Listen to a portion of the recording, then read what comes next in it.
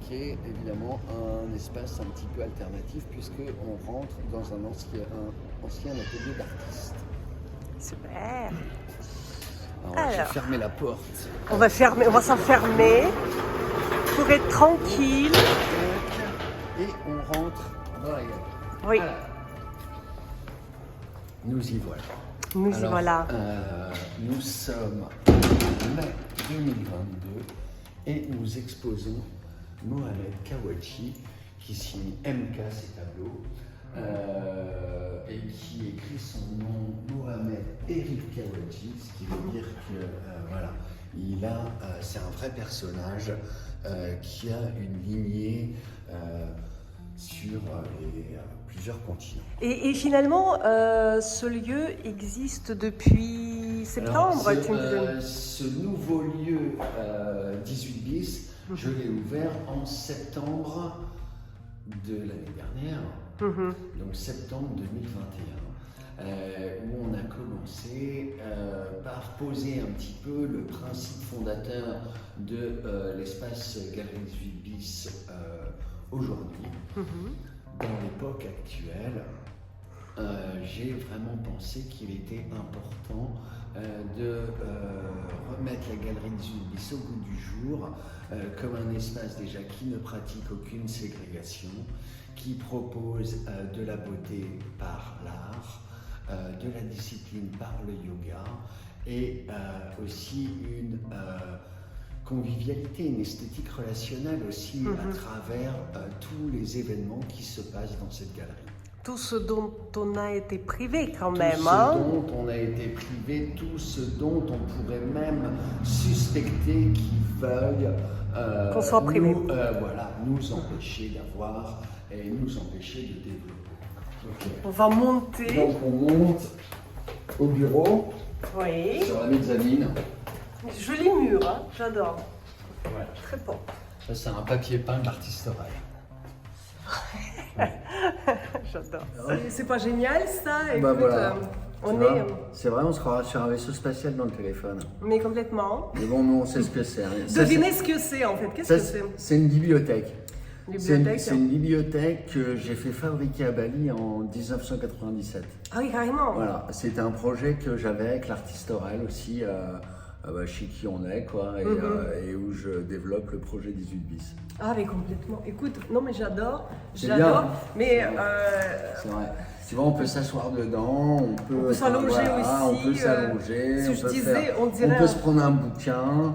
Mais voilà, c'est génial. C'est génial. Ouais, on peut inventer beaucoup de choses Ouais. avec cette bibliothèque. Il suffit d'avoir un peu d'imagination. Exactement. Je sais que tu en as beaucoup. Je me présente déjà. Voilà, mon prénom c'est Gilda, mon nom c'est Gentil. Ici, vous êtes à la Galerie 18 bis. La Galerie 18 bis, c'est aussi l'espace 18 bis vu comme une sculpture sociale qui associe une discipline comme le yoga. Ici, il y a des cours de Ashtanga, Hatha Yoga et aussi d'un yoga japonais. Il faudrait que tu m'expliques après Voilà. ce que tout cela veut dire. Et puis, on a aussi cette galerie où on présente en ce moment l'artiste Mohamed Kawachi. On voit ici l'un des chiens d'Aurel en résine d'inclusion. Oui. Donc, on est entouré d'art ici. C'est magnifique. Ouais, c'est très plaisant à vivre au quotidien. Je suis bien d'accord avec toi. Donc c'est ton espace de vie finalement. C'est mon espace de vie aussi, c'est mon espace. Ici, on est vraiment dans l'espace de travail, c'est le bureau. Où parfois j'ai des assistantes, parfois j'ai ma collaboratrice Anna aussi dans l'art, et puis où je reçois les artistes. C'est magnifique. Voilà, en bas c'est la galerie. Et puis il y a une troisième activité dans ce 18 bis, c'est la formation, où j'ai mis au point 2 formations déjà. Et il y en a une sur laquelle je travaille particulièrement en ce moment, qui sont des formations dédiées aux artistes. Alors, si tu veux parler des débuts, on peut parler soit des débuts parisiens, ou mais tout m'intéresse, les débuts parisiens par exemple. Les débuts parisiens, je sais que tu m'as déjà posé la question et que ça t'intéresse particulièrement. Bah oui. Moi, je suis arrivé à Paris, j'avais 19 ans. Voilà. j'étais pas, tu vois, je suis vraiment je suis né à 75 km de Paris, hein, donc c'est pas très loin, mais c'est quand même la province. Et quand j'étais jeune, j'avais vraiment envie de découvrir Paris. J'y étais déjà allé, à plusieurs reprises. Mais bon, juste comme ça, on visite un peu touristique. J'avais vraiment envie de découvrir ce qu'était l'ambiance de cette ville, la vibe de cette ville.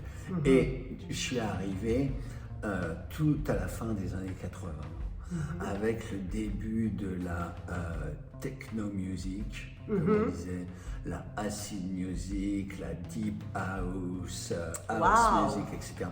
Et c'était donc une révolution musicale, l'année, ou en tout cas les premières années où j'arrivais à Paris.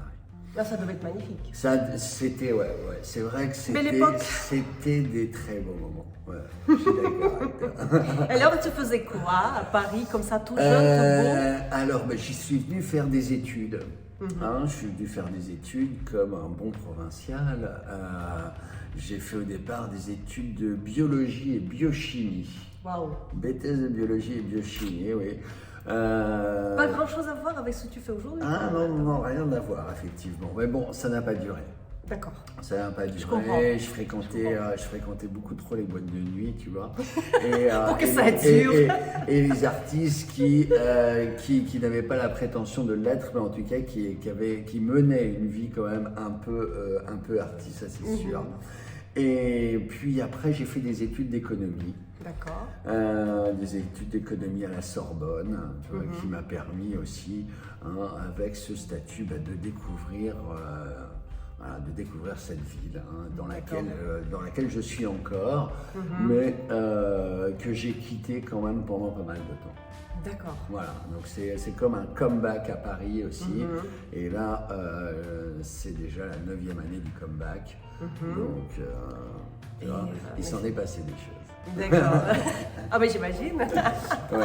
J'imagine. Ça va, t'es à l'aise dans est-ce que toi t'es à l'aise? Moi je suis très bien. Voilà, c'est sûr que j'aime la proximité. J'aime la proximité comme ça. T'aimes la proximité comme ça? Oui, mais comme ça on se voit bien face caméra. En plus. Et on est dans notre vaisseau spatial. Et on est dans notre vaisseau spatial. Oh, c'est super. C'est vrai.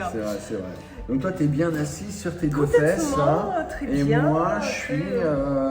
Faudrait que je te pousse un peu. Ça m'amuse de regarder ça d'ailleurs. Il y a des dossiers qui traînent, c'est ça? Il y a des dossiers qui traînent. Je vais te montrer la photo. Je vois un CV des années. On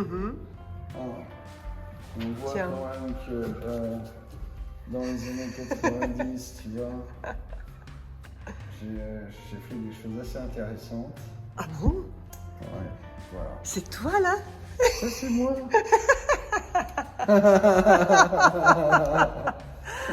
Et qu'est-ce que tu as fait comme chose intéressante alors? C'était, tu vois, on parlait des années 90, j'ai travaillé à la direction artistique d'un bar qui s'appelle le What's Up Bar, qui s'appelait, parce que ça n'existe plus. J'ai travaillé aussi pour les salons de la mode qui s'appellent le Who's Next et le SEM. D'où ton côté très stylé, Gilda. D'où en tout cas, tu sais, c'est aussi parisien que de les habiller, mais c'est vrai qu'en ayant travaillé un petit peu sur ces salons de mode, on aime un peu cette touche esthétique. Bah oui. Qui est très importante. Qui est important, qui je pense fait partie du costume urbain. N'est-ce pas? Oui. J'ai bossé dans la finance, tu vois, comme tout économiste qui se respecte. Et puis de fil en aiguille, je me suis beaucoup plus consacré à ma passion, qui est l'art contemporain, qui est le monde artistique. Et si je ne suis pas un artiste, en tout cas je vis au milieu d'eux, donc je me considère souvent aussi comme l'un d'eux. Moi, depuis maintenant 7 ans, j'ai démarré cette expérience de galerie 18 bis.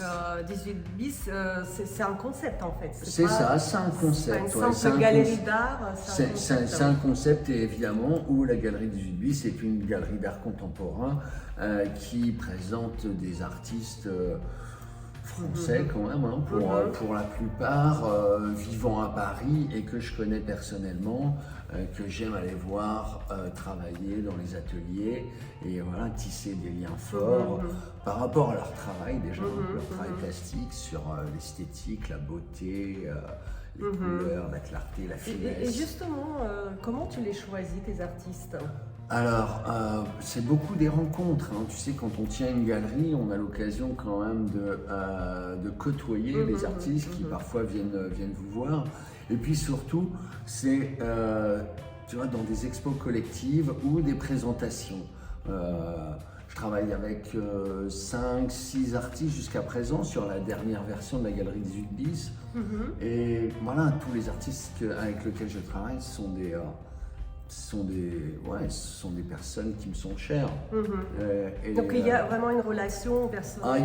Il y a une vraie relation qui s'est installée dans le temps et qui est une relation d'amitié, de respect et d'entente en tout cas, tu vois, sur les choses à mener et le travail à mener. Tu vois. Donc c'est important pour toi de partager les mêmes valeurs, on va dire, avec... Pour moi, c'est essentiel. Pour moi, c'est essentiel. Ce que j'aime aussi dans le travail des artistes, c'est l'engagement de leur travail pour certaines causes, pour des faits, parfois même des faits politiques. Et ça, pour moi, c'est quand même assez important. Écoute, et l'idée de yoga, des cours de yoga, c'est venu comment en fait Alors, le yoga, il est arrivé dans ma vie il y a déjà plus d'une quinzaine d'années. Voilà. Et il est arrivé petit à petit, plus j'en faisais et mieux je me sentais. Hein. J'avais eu aussi un grave accident, donc il a fait quand même partie de ma rééducation. Et puis ensuite, j'en ai découvert au fur et à mesure les bienfaits. On est dans une période où je pense qu'il vaut mieux parler en termes de santé qu'en termes de maladie. Oui. Et donc, si je peux conseiller un chemin de santé, c'est bien celui du yoga. D'accord. Pourquoi ? Parce que moi je l'ai suivi et j'avoue que j'ai recouvré une santé radieuse, comme on pourrait dire, à travers cette pratique régulière. Il faut que je m'y mette moi aussi. Voilà. Hein. Ah ouais, non, mais alors j'aimerais beaucoup que tu t'y mettes. Voilà, moi je serais ravi en tout cas de te donner quelques cours, quelques conseils associés évidemment dans ces cours, chose que j'essaye de faire régulièrement, en tout cas 3 cours par semaine. T'es bien assis sinon? Moi je suis bien assis, tu vois, la va position du tailleur, je la tiens assez facilement. Ah, c'est la position du tailleur? Ça c'est la position du tailleur, tu vois, on peut même tenter de l'améliorer avec les chaussures, c'est pas évident. Oula. Mais je pense que j'aurais besoin de quelques cours quand même. Hein. Mais on peut le faire. Voilà. Wow. Vous aussi. Ok. Donc profitez bien d'un petit moment yoga avec Gilda, voilà. qui nous la donne comme ça gratuitement. Alors, non, enfin, en tout cas, c'est l'occasion aussi de pratiquer dans un lieu qui n'est pas un studio de yoga, ou je dirais même une salle de sport. C'est vrai.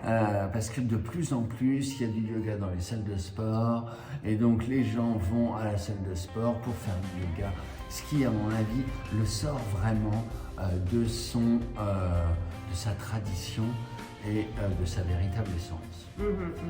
Alors ici, moi j'ai adopté une formule, le yoga à la galerie, où la pratique se fait dans l'enceinte de l'espace d'exposition de la galerie.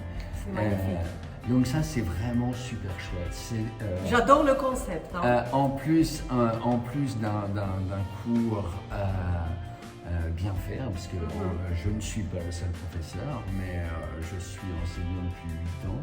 D'accord. Donc j'ai quand même une belle expérience maintenant. Et voilà, ça se fait au milieu des œuvres d'art. et que j'essaye aussi évidemment de marier avec l'esprit du yoga. Et c'est vraiment comme une colonne vertébrale un petit peu que j'essaye de faire passer aussi dans le lieu pour imprimer une énergie positive, une énergie de convivialité, une énergie de partage, mais aussi une énergie spirituelle. C'est très beau ça. Et tu donnes aussi les conseils aux artistes. Alors des formations pour les artistes. Ça c'est une activité que j'ai démarrée en 2018 suite à la première expérience du 18 bis 2019, je crois j'ai démarré.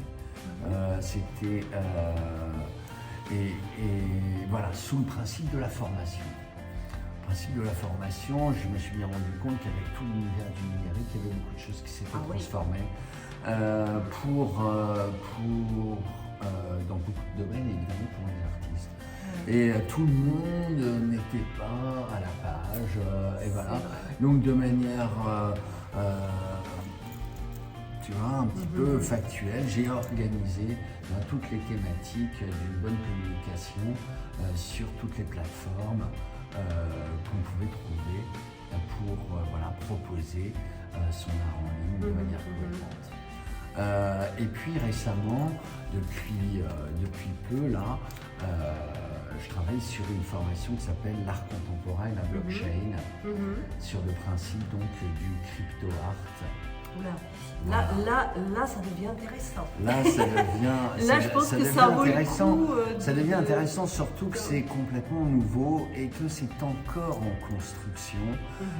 Cependant, de nombreux artistes contemporains se sont déjà positionnés dans le domaine des NFT.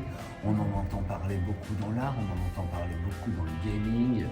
On entend parler aussi dans les crypto-monnaies, tu vois, on en parle aussi au niveau monétaire, au niveau des échanges monétaires, mais au niveau... C'est très compliqué tout ça. Oui, c'est vrai, c'est compliqué. C'est compliqué, mais comme je te disais tout à l'heure, tu vois, j'avais démarré dans la finance et ensuite je me suis consacré vraiment à ma passion, l'art contemporain. Et aujourd'hui, finalement, ce principe de la blockchain, des cryptos qui vient aux crypto-monnaies, aux crypto-art, et allie un petit peu les deux, quoi. Allie la part finance, une part finance et une part donc connaissance de l'art et du monde des artistes pour pouvoir marier un petit peu les deux et puis éviter les peurs et puis les frais et puis se décider, surtout se décider à développer une stratégie de vente et de visibilité de son travail en association avec ces nouvelles technologies. L'engouement pour les NFT, il est réel. Et comme tu disais, c'est vrai, les artistes, ils vont pas trop s'occuper de leurs droits d'auteur, ils vont pas trop s'occuper de toutes ces contractualisations, tu vois, qui sont quand même un peu fastidieuses, qui nécessitent de tenir un peu ces registres, etc. Donc, moi en tout cas, je peux les aider en tout cas à travers ces formations pour déjà affronter les peurs, pour ordonner, mais surtout avec cette nouvelle formation l'art contemporain et la blockchain, c'est plutôt d'intégrer, on va dire, sur un principe de création, parce que créer un NFT ou minter un NFT, c'est aussi... un NFT. Minter un NFT, oh là là. Faut que tu me traduises après. Eh bien, c'est aussi un objet créatif, un objet créatif numérique. Mais c'est ça, c'est ça. Mais je pense que ça peut être très très utile, même indispensable. Et donc après les cours de yoga, je pense que je vais prendre des cours de Nefté, voilà. En tout cas, c'est ce que j'essaye de développer ici dans cet espace. Mais c'est formidable. Ouais, c'est vrai, c'est bien. Et avec une équipe. Je parlais d'Aurel, donc, qui est l'artiste qui est ici. Il y a aussi Eva Ponti, qui travaille dans la formation et dans le yoga, qui est professeure de Hatha Yoga. Il y a Anna, qui est ma collaboratrice dans l'art, qui a une agence d'art aussi, qui s'appelle La Charte.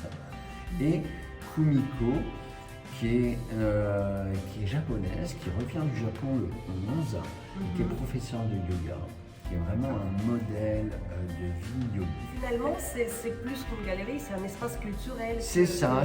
Alors, les créatifs culturels, c'est un mouvement qui s'est initié au début des années 2000 aux États-Unis. Et un mouvement de personnes qui se reconnaissaient sur des principes un peu fondateurs de leur personne, quoi, ou en tout cas qui se reconnaissaient dans les principes. Et ceci, c'est vraiment favoriser la nature, développer aussi une alimentation beaucoup plus végétale, travailler sur sa sobriété. Travailler sur sa sobriété. Ouais, c'est important, ça. Au niveau, au niveau de la nourriture et puis voilà, du reste aussi. Ça, c'est important. Et puis qui se reconnaissait dans le féminin et qui existe chez chacun. Ouais. Que ce soit également pour les hommes, je veux dire. Oui. Voilà. Donc et puis qui amène la culture dans les espaces publics, on va dire, un petit peu décalés. Et on a eu aussi, et on a encore, des bains sonores qui sont animés par Yana Bills et Rico Perron. Lui, il est multi-instrumentiste. Elle est conteuse, écrivaine, artiste. Et voilà, ils emmènent les gens là, dans un bain sonore à l'aune du sacré, comme ils disent. Pendant 1h15, et c'est vrai qu'on en ressort assez transformé. Voilà, on en ressort transformé. Ouais, c'est vrai. Ah ben tu vas m'inviter, j'espère. Ah ben, évidemment que je vais t'inviter. J'espère que tu vas m'inviter, parce que moi aussi je veux me transformer. Voilà, toujours une magnifique peinture de Mohamed Kawadji, un super crocodile. On voit même le reflet du crocodile, tu vois, dans les nuages, non? Ah c'est super. On a l'impression. Faut le toucher. Alors, écoute, tout à l'heure justement on a parlé de la période un peu spéciale, pour ne pas dire particulière. J'aime bien ces euphémismes français pour ne pas dire pourri. Ah, c'est vrai. Et au départ, on disait surtout inédite, car quelque chose qui nous est jamais arrivé. Est-ce que c'est vrai? Et ça, c'est vraiment une très très bonne manière de déclencher par le choc comme ça un état émotionnel de stupéfaction. C'est vrai. Voilà. Et ça, cette stupéfaction, j'ai la vague impression que les gouvernants de ce monde, parce que c'est pas arrivé qu'en France, c'est quand même un phénomène mondial, eh bien, ils ont entretenu ce principe de stupéfaction. Cette stupéfaction, comment on peut la définir? Comme un état où on ne sait plus quoi faire. Tu vois, le cerveau, il est à l'arrêt parce que c'est inédit. C'est si soudain. Et que ce principe, voilà, et quand on entretient cette stupéfaction, comme elle a pu être entretenue dans de nombreux médias, et ça on l'a bien vu, eh bien, on reste sans capacité de réflexion. Et donc on va absorber le message qui nous est donné. C'est vrai. Et ce message qui nous a été donné, si on n'a pas pris un pas de recul, eh ben on sent bien qu'on peut finalement finir par y adhérer. Hein? Pourquoi ne pas adhérer au bon principe de l'empathie? Hein? Oui. L'empathie envers les autres, je me protège et je te protège en même temps. Qu'est-ce que c'est pas merveilleux comme message? Bon, cependant, quand on voit en tout cas toutes les obligations qui nous ont imposées sous couvert d'empathie, quand on voit comment ils ont traité aussi les hôpitaux, quand on voit comment les traitements au départ, alors qu'il y en avait qui paraissaient satisfaisants et qui en plus ont été utilisés par certains de mon entourage et qui a très bien fonctionné, eh bien, quand on voit que ces traitements ont été bannis, quand on voit par la suite tout le traitement de la campagne vaccinale, avec l'intervention du président en plein mois de juillet pour nous inviter à nous vacciner, il y a vraiment eu cette campagne et ce principe de stupéfaction qui a été renouvelé voilà, tout au long de ça fait plus de 2 ans, on a commencé à avoir aussi le début de la censure qui s'est installée progressivement, on va dire, peut-être pas au premier confinement, aussi rapidement. C'est arrivé rapidement. Et qui a été avalé bizarrement par la majorité. Alors, c'est marrant que ça n'a pas interpellé tout le monde. Oui, c'est vrai, voilà. c'est vrai. Ça n'a pas interpellé tout le monde, mais il y avait et il y a encore ce discours de la fake news, voilà, et du complotiste. Voilà. Donc on a commencé à catégoriser tout le monde de complotiste. Et finalement, on s'est rendu compte que quand on réfléchissait par soi-même, on devenait complotiste de fait. Et on assume, on assume aujourd'hui, tu vois. Mais toi, tu as quand même osé organiser des expositions, on va dire, des artistes qui ne partageaient pas forcément la doxa. De toute façon, je pense que c'est l'un aussi des rôles d'une galerie, c'est de pouvoir travailler avec les outils des artistes qui sont souvent leurs œuvres plastiques pour faire passer un message. Pour faire passer un message, pour en tout cas s'exprimer aussi sur un sujet, le mode d'expression artistique, c'est quand même une douce manière que d'essayer d'éclairer les gens, en tout cas quand il s'agit d'un sujet engagé. Oui, voilà. Et justement l'avant-dernière exposition. La précédente exposition, c'était. Où est Jean-Michel? Où est Jean-Michel, comme une interrogation à laquelle personne ne s'intéresse vraiment. Mais ça, c'est pas si vrai parce qu'on en rencontre beaucoup et on peut dire qu'au vu du succès et des personnes quand même qui sont venues à leur déguisement, etc. Eh bien, c'était une performance. C'est vrai. Eh bien, on peut voir que c'est quand même une question qui reste sans réponse et où j'ai l'impression qu'il y a quelque chose qui est vraiment pas dans le contrat de départ. Et c'est ça quand même que je voudrais ou que j'ai voulu en tout cas interroger dans le public qui s'est montré présent. Une galerie d'art se doit de pouvoir apporter un témoignage de son époque à travers les expositions. Écoute, c'est vraiment une très très belle réponse. L'art, la culture sont devenus évidemment pendant cette période-là, c'est ça, des biens ou des magasins non essentiels, des lieux non essentiels. N'est-ce pas? Alors, je pense que l'élévation de l'esprit est essentielle à la vie humaine sur Terre.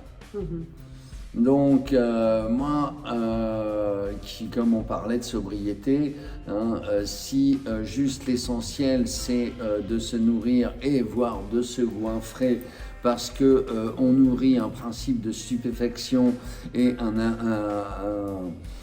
comment ça, une peur finalement, où on a juste besoin de se gaver pour apaiser cette peur. Non, là je crois qu'il y a vraiment un principe qui fonctionne pas. Ouais. Voilà. Donc cette période en tout cas, elle m'a fait dire que le besoin d'un lieu de convivialité, le besoin d'un lieu d'art, d'un lieu de culture et d'un lieu de discipline est important. Ouais. Et comme un lieu un peu, avec des guillemets, de résistance. N'est-ce pas? Voilà, je pense qu'on a 5 carnets devant nous. De résistance à cette oppression. Et je pense que la plus grande des oppressions qu'on est en train de vivre en ce moment, c'est l'oppression vaccinale. Je pense qu'ils nous ont caché beaucoup de choses par rapport à ce principe de la vaccination. Et voilà, et là-dessus, moi en tout cas, je m'y oppose. Je m'y oppose fortement, comme un être humain, comme tout, voilà, en qualité d'humain, mais aussi en qualité de yogi, parce qu'on parlait yoga. Et je pense que le corps humain, c'est notre véhicule pour transporter aussi notre âme. Et moins on le souille, et moins on va intégrer des corps étrangers à l'intérieur, surtout directement dans le sang, et mieux on va se porter. Tu comptes continuer à résister à tout ça ou tu essaies de ne pas y penser? Comment tu prends ça? Comment ne pas y penser? Comment ne pas y penser? On sent que là, avec les élections, il y a des langues déjà qui se sont déliées. Ouais. Alors moi, je ne suis plus vraiment l'actualité, mais ce que j'ai vu passer rapidement hier soir, c'est que Mr. Bill Gates a déjà fait une interview où sort un livre, je crois. Je crois qu'il sort un livre qui paraît aujourd'hui, je crois, c'est pas pour en faire la publicité, mais c'est pas pour la publicité, mais en tout cas, où il décrit dans les grandes lignes la prochaine pandémie et la nécessité de mettre en place un plan mondial. Voilà. Ce serait les cachetons. Voilà, non, où des équipes, tu vois, où des équipes vont se déplacer, tu vois, dans les zones qui seront à forte contamination. Mais attends, ils vont venir ici. Non mais attends, mais ici c'est un îlot pour la plupart de résistants, mais évidemment on accueille tout le monde, vraiment tout le monde est le bienvenu ici. Mais non, ici je pense que voilà, on cultive un peu la santé, on sait encore s'amuser, on est encore positif. Évidemment, on est éclairé sur la situation, donc on se sent un peu une âme de résistant, même si on est résistant en enregistrant des vidéos et en rigolant. Si c'est ça la résistance, pourquoi pas? Ben oui. Pourquoi pas? Autant résister dans la joie. Autant résister en santé, dans la joie et la convivialité. N'est-ce pas? Écoute, c'est un très beau message. Si tu as quelque chose à rajouter pour le mot de la fin. Je sais pas.